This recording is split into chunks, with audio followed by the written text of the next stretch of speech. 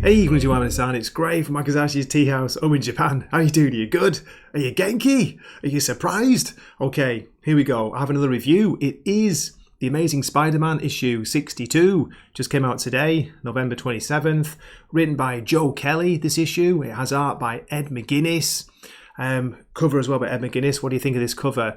I'm just a bit distracted because I'm reading the synopsis, having just read this issue, and I've done my kind of story summary, just got to edit it. But it says here, the 8 deaths of Spider-Man continue. Spider-Man, 1 death down, faces the next SCION of CYTTORAK.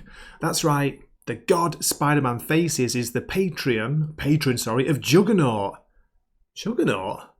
I don't know anything that just happened in this issue has got anything to do with Juggernaut, but hey, maybe I missed it. But anyway, I won't hang around here. I'm going to go jump into the story summary, show you what's been going on in this issue, some of the art, which is actually good at times, a little bit hit and miss at other times. I just want to say right now, this story left me scratching my head. Okay, and I'll give a score at the end, so please keep watching, and here we go. Okay, the issue opens with a scene where we're kind of juxtapositioning Peter Parker taking a shower, trying to like big himself up, telling himself he's got this, when we get a weird view of what appears to be some kind of action scene, that red strip in the middle of the page.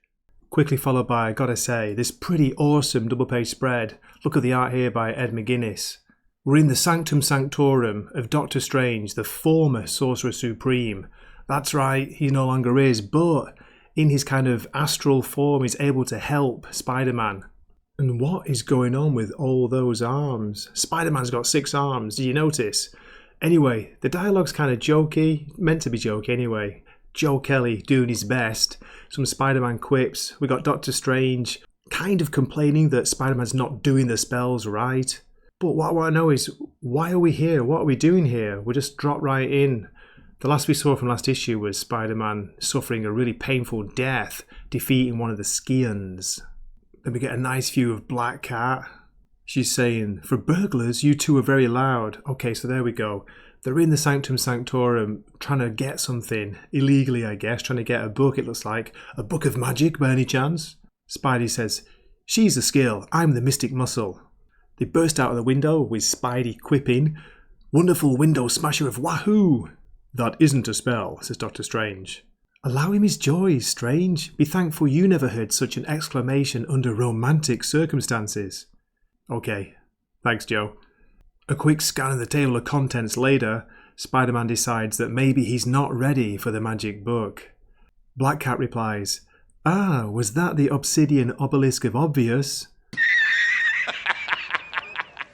Then look at this on the brick wall below Black Cat. Oh my god, talk about self-insert. The real villain of Spider-Man, Nick Lowe, has his name graffiti painted on the bricks. And then we get a bit of a narrative catch-up about what exactly he needs to do, what's going on with this 8 Deaths of Spider-Man temporary story. I'm not ready yet. I need some coffee, I need a cram session with the book. "He's going to die," says Felicia. Doctor Strange replies, "The spells in the book will help, but they're not like a fix-all. Once Earth Champion is named, they must fulfill the Covenant. Even if I could join you, direct involvement against the SCIONs violates the pact, so we can't do anything to help apart from give advice." Then we have Felicia reminding Peter that she's single again, by the way, hint hint. She swings off and Peter asks Strange, "Can you tell me how to win?" "Peter, there's no winning. CYTTORAK knew I was desperate to cast the casket, so he rigged the game in his favour. I rigged it back in mine, but I have never used less than 8 reeds. These reeds are some kind of magical artifact that gives Peter the extra life. Yep, he's got 7 more lives to go. Does that mean 7 more battles to go?" Then we switch scenes to the Crimson Cosmos. These creatures are some kind of gods, or gods' offspring. The first one with a Doctor Sinister kind of look to him, sat in the chair, is saying, "When do the SCIONs of CYTTORAK rise and claim the Earth in their father's name?" His strange demon-masked brother replies, "If CYTTORAK wanted the Earth, he'd have it. The Covenant is father's gift to us, and how we will prove who is worthy to claim his throne, who is inevitable." Then we see there's a rather hot-looking sister as well. You were all content to play the roles Father set for you on a stage built by the human strange. Meaningless efforts masked as duty to our Father.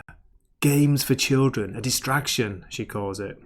Then we're back to Peter and he's enjoying a pizza in his apartment, reading the magical book. Someone's there because he's talking to them. It's Norman! Please say something, Norman. Say something comforting. I don't believe in magic. Norman, the book was just flying with magic. Then Norman hits Peter with the news that he's just closed down Oscorp. What? Didn't you think it odd that I came to your apartment unannounced, with pizza, for heaven's sake? Oscorp represents so many of my mistakes, so much pain. To fully explore the new lease of life that you gave me, I need to start over.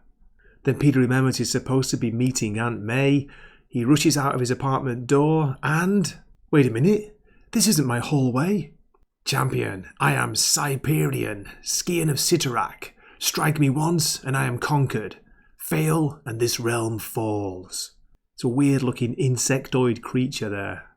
They start to fight, with Peter calling out the names of the spells again. The strange creature laughs. My brother said you call out your spells. Cute. Wouldn't actually see a strange insectoid god saying the word cute, but hey, anyway. Then what we get is this fight just going on and on, page after page. It looks pretty good, the art's okay at times, sometimes a bit too cartoony, but we don't really learn anything new here. It just feels stretched out, to be honest. But then we do get this pretty awesome image here on this page. Look at this. I like the way they split the panels. You've got Spidey's leg leaping out from behind or in front of the panels. He's talking about ignoring the pain, hoping the studying has paid off. The kaleidoscopic cage of Kunlun will contain you to this area, I think. The creature laughs it off. Strange used this spell on me 3 or 4 challenges ago. Humans have such limited understanding of space and its infinite dimensions. And so it goes on, and on. Changing scale, they go smaller and smaller. Microscopic, down to the level of electrons. And then I'm not even sure what really happens here, how he does it. Somehow, Spider-Man, well, let's read from the text here. He's saying that if you go in one direction, enlarging, or in his case shrinking, you'd eventually come back around to the size you started. Just a thought experiment. Not the sort of thing one could ever test, unless you were like a magic egomaniac who didn't get past electrons in their reading. I don't know anything. Don't know about you folks, but I am lost. I don't know what he's talking about. But we've got this giant looking Spider-Man with his pointing finger coming down towards Earth. Here we see the tip of Spider-Man's strange magic metallic finger coming down to, I guess, squash them both. There is a momentum to this scale shift that forces Cyperion to see it, even as he realises he's been played. Then we briefly see Phil Coulson.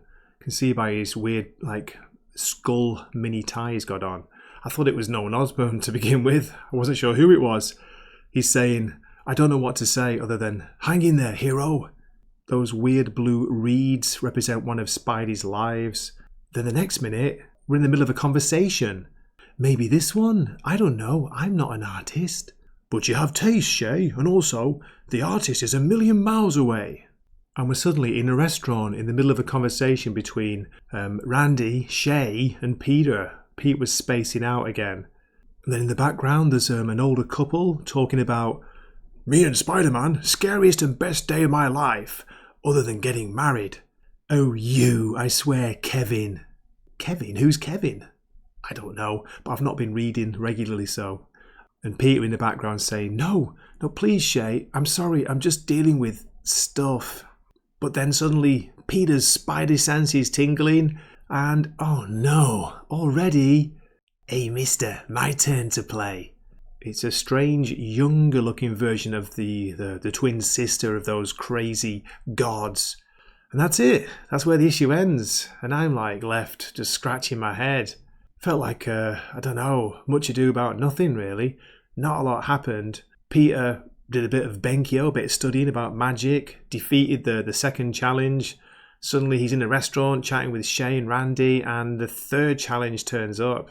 That's about it. Some nice art by Ed McGuinnes at times. Sometimes it looked a bit simple, a bit basic. The first half of the book I thought was better. But yeah, I don't know what to make of this. this 8 Deaths of Spider-Man. For a score, I reckon, I'm going to give this 6 out of 10. So what do you think? Do let me know in the comments what you think of the issue, if you enjoyed it. If you think I'm giving a terrible review, let me know. Let me know why. Let me know why you think it's good. But yeah, I'm not sold on this at all. We'll give it one more issue and we'll see how the next issue turns out. But as always, thanks so much for watching. This has been Gray from Wakizashi's Teahouse. I'm signing off for the night. Matane.